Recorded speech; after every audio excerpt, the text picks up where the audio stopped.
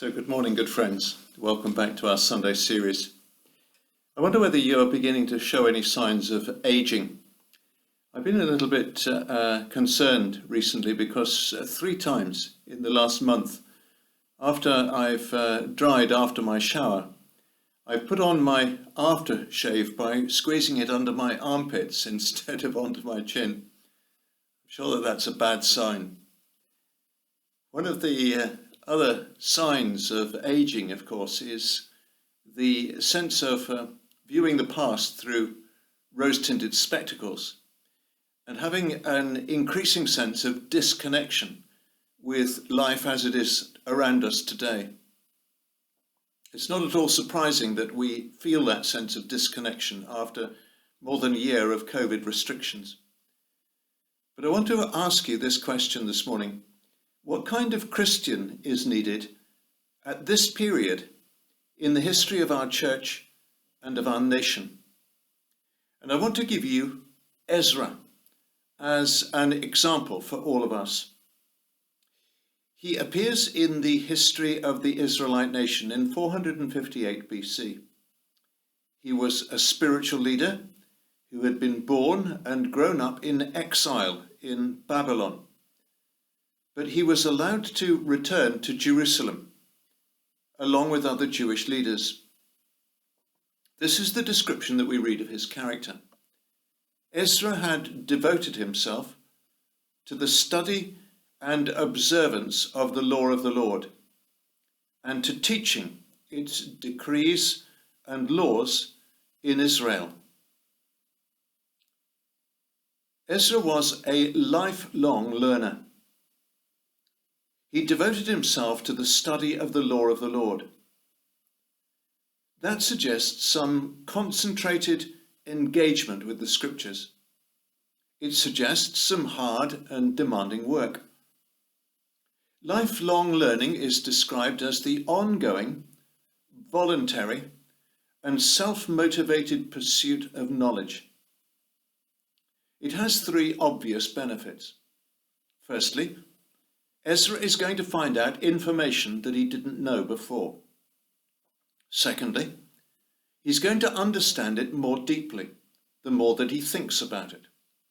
Thirdly, he's going to be constantly reminded of truths that he's already learned, but which have been lost to sight for a while, either through forgetfulness or busyness, or because it's impossible to hold the full breadth of biblical truth in our minds all at the same time.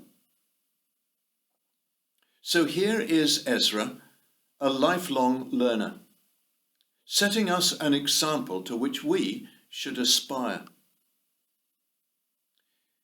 My wife Prue really impressed me this year when, at the beginning of Lent, she told me that for the next 40 days she was going to read a Christian book for half an hour a day. And she did it. 20 hours of Christian reading in total.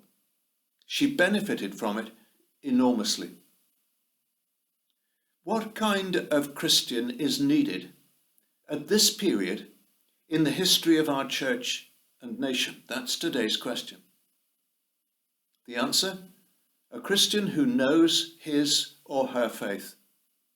Then will not be so vulnerable, so easily destabilized or swayed or silenced.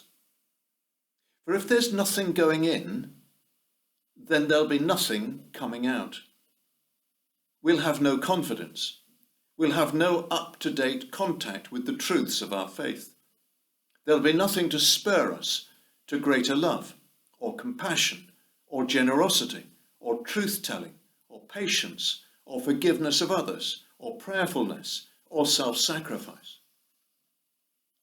Now, when we hear this, we raise all kinds of objections. I'm not a student, we say. I'm a person of action. That's me. I don't read. All right. But we might become that kind of a person if we put our mind to it. Or if we don't read, we might listen. We can listen to the Bible being read. David Suchet perhaps in audio form. But I don't remember what I read, others say. I've forgotten everything by the next day. But in reality, it's surprising what we do remember, what wrong thoughts, teaching and assumptions are challenged and changed over time. Or others respond, I'm frightened by the Bible and afraid that I won't be able to understand it. This is a very, very common reaction. Something has settled in the public consciousness that the Bible is unreliable, it's self-contradictory, they say, it's old-fashioned, doesn't stand up to scrutiny, has been proved wrong by science, is irrelevant, can prove anything that you want from it, has been twisted in the past, so it's best left alone. Can you hear that pile of arguments stored up in the back of our minds? Many, many people are prejudiced, even church people are prejudiced against the Bible, afraid to pick it up in case it will expose their ignorance and make them feel embarrassed. When a dog is given a bone from the butcher's, it'll start with the bits of meat that are still stuck to it. And then it'll suck at the marrow. And then it'll begin to gnaw on the bone itself. Then it'll take it away, perhaps bury it for a while, and then get it out again and have another chew at it, and then put it away, and then get it out and another chew. That's how we should be with the Bible, until our confidence in it and our familiarity with it grows. Ezra was into lifelong learning. So should we be. But more than that, Ezra was a practitioner of the Bible. When I copied out the verse for today, this is what I wrote by mistake. Ezra had devoted himself to the study and observation of the law of the Lord. What's wrong with that? I should have written, Ezra had devoted himself to the study and observance of the law of the Lord. There's a lot of difference between observation and observance. Observation is me watching what other people are doing. Observance is me watching what I am doing. Society is rightly very severe on any kind of hypocrisy. Any suggestion of telling others what to do and then not living by those rules ourselves. COVID has re-emphasized the point again and again. We only need to say the words Dominic Cummings and Barnard Castle in the same sentence to get a wry smile in response. If Ezra was a student of the Bible, but was an unpleasant bully, completely lacking in any kind of integrity or compassion, a mean and loveless man, then he wouldn't be much of an example to us. But he was committed not just to the study of the scriptures, but to applying the scriptures to himself. For all of us, there's a huge gap between what we know of the way that the Lord wants us to live and the way that we actually behave. A gap between our knowledge and our behavior. But the scriptures are not satisfied with that. They demand not just that we read them, but also that we live by them. We've been celebrating, once again, in the last few weeks, the wonderful truths of our Christian gospel, that there is provision already made for that gap between our knowledge and our behavior. Forgiveness, bought for us at Calvary by Jesus' cross, and the power which raised Jesus from the dead to strengthen us in the future. John Newton, the converted slave trader and author of the hymn Amazing Grace, writes these words: I'm not what I ought to be. I'm not what I want to be. I'm not what I hope to be in another world. But I can truly say that I'm not what I once was. What kind of Christian is needed at this point in the history of our church and of our nation? Practitioners of the faith. Here's the third thing about Ezra. He was a teacher of the faith. As we hear that, perhaps we feel that we don't have to listen any further, because only a few people are called to be preachers, and you say to yourself, I'm not one of them.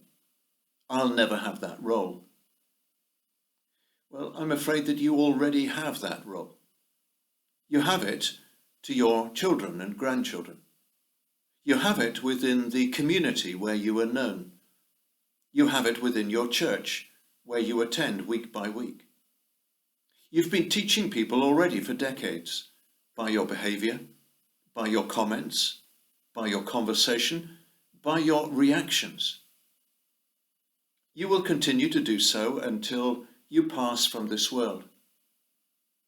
The impact of our lives upon others is constant, unavoidable, and greater than we could ever imagine.